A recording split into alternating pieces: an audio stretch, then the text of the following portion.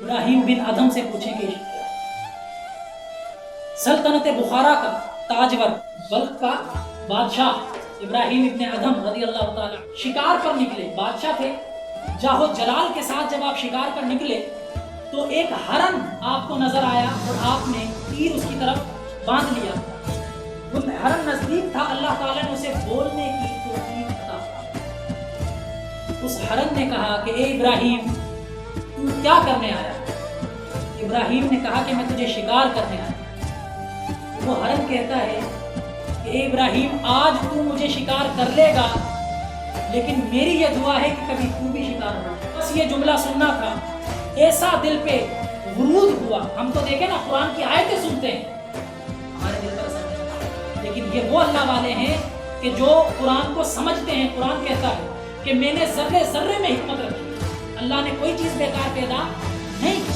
تو وہ کہتے ہیں کہ میرے دل پر اثر ہوا، میں نے اپنا گھر بار وغیرہ سب چھوڑ کر، کیونکہ بادشاہ تھے، پیچھے ساز و سامان بہت تھا، چھوڑ کر میں مکہ میں چلا گیا۔ 1 سال کا ان کا بیٹا تھا جب یہ مکہ گیا، 1 سال اپنے بچے کو گھر چھوڑ کر، اپنی بیوی کو گھر چھوڑ کر مکہ چلے گئے، اور یہاں 22 سال گزر گئے۔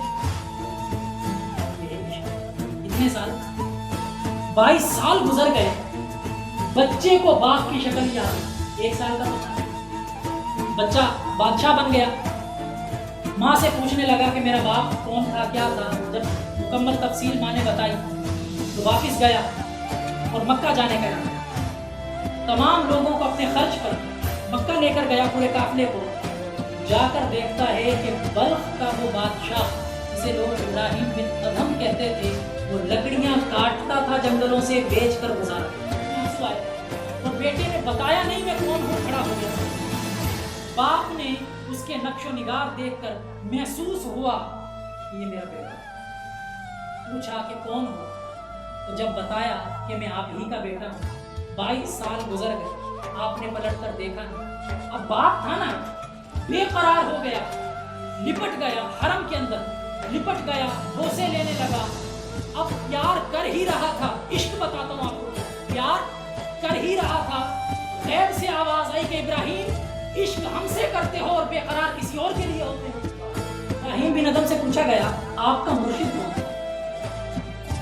ابراہیم نے کہا میرا ایک غلام میرا مرشد، میرا شیخ میرا غلام۔ اور میں کیسے؟